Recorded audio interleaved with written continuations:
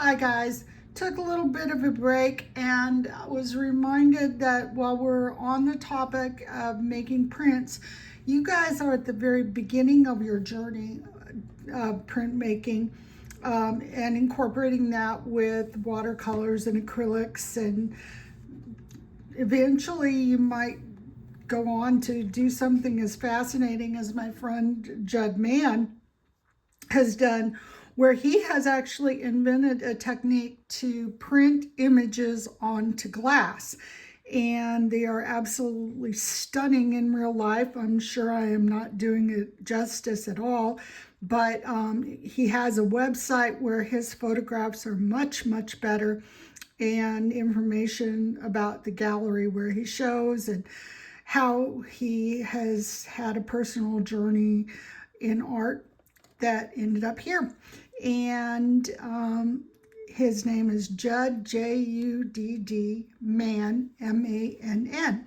So, look at his work, look at the work of other people, and you will get inspired by their ideas. I watched this woman, Delita Martin, Delita Martin.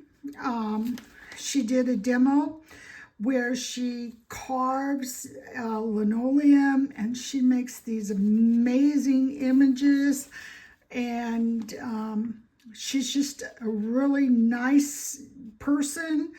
We had the opportunity to then go to her studio where I made a purchase of one of her works, and it hangs in my dining room, and it's just beautiful and I love it.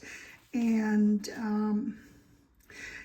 again, she has websites and galleries and all about the artists. And if you do start investing in work by artists, I personally, if I find information about that person, sometimes I will tape basic information to the back of their artwork and go ahead and file some of the information for my children so that they understand that's not something that they want to just donate to a thrift store or a charity, that they'll actually want to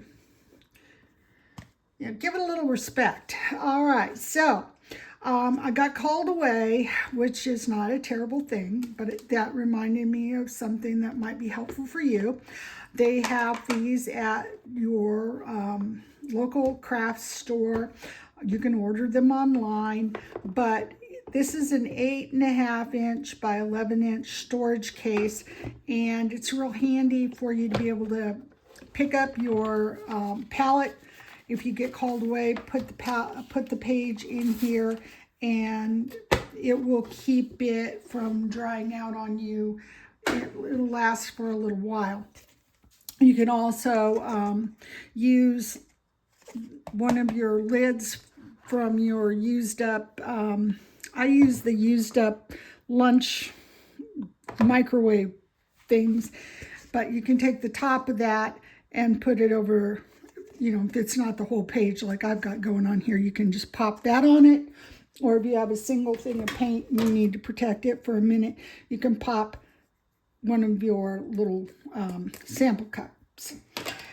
Just some ideas for you that might be helpful. You don't probably want to go out and spend every dime you have buying supplies to begin to start your journey.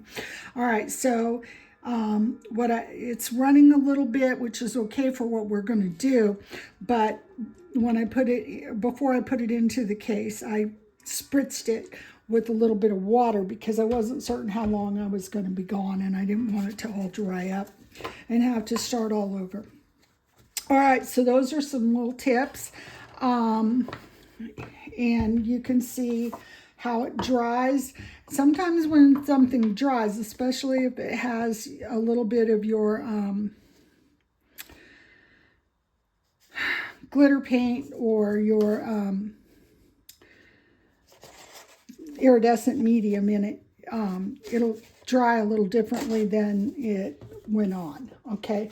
And I do apologize for the clicking with the previous, as I tapped the paint into the thing and tried to talk at the same time. I probably wouldn't do that in the future, but I don't feel like recording those. All right, so what I want to talk to you about, these are some rubber stamps that I happen to have of leaves and butterflies and such.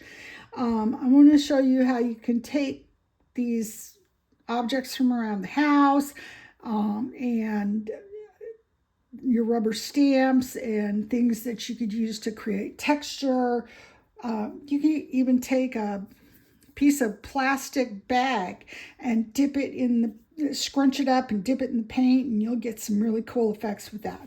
So start to place with what you can find around the house.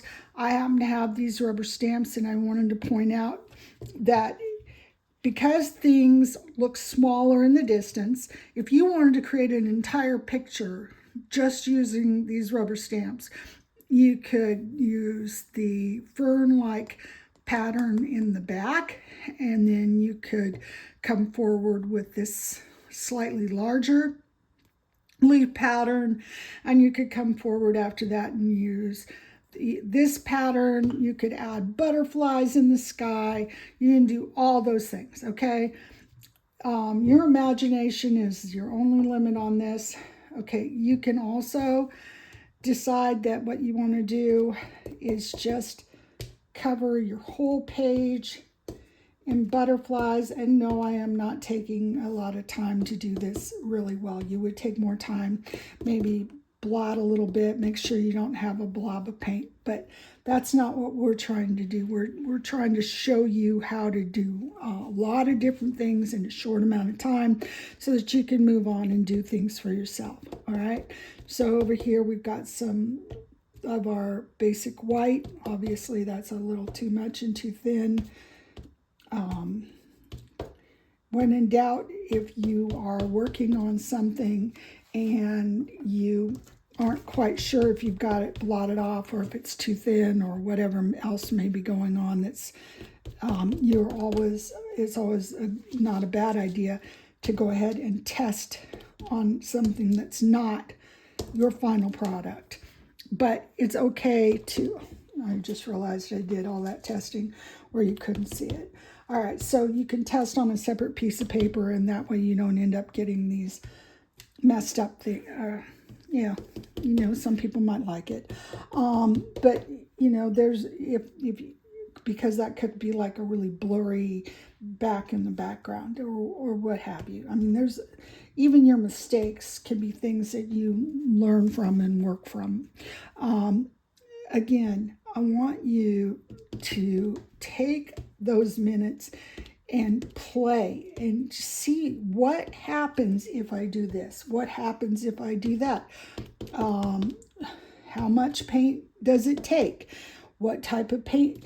Does it work at all to use this glitter stuff, the real glitter stuff, with this? I'm going to suspect not, because the glitter seems to be kind of big and chunky. But, you know, it might work great. Mixing up the different colors. What happens if I accidentally get the wrong color in the wrong place? Too much of this, too much of that.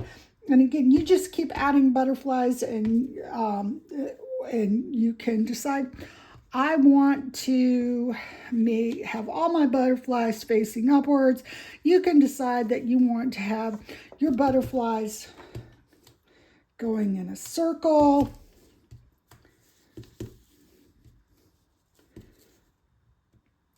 You can decide that one of your butterflies has a mind of its own and is just flying off all by itself into the unknown. All right. Again, you're the artist. You decide how you want it to be. You can have a grid pattern. You can, honestly, the ways you could combine it are just pretty much endless. Just keep on trying new things. Keep on playing with it. Add assorted colors. Do flat paint. Do a layer of glitter paint, do a layer of shiny paint, do a layer of colored paint.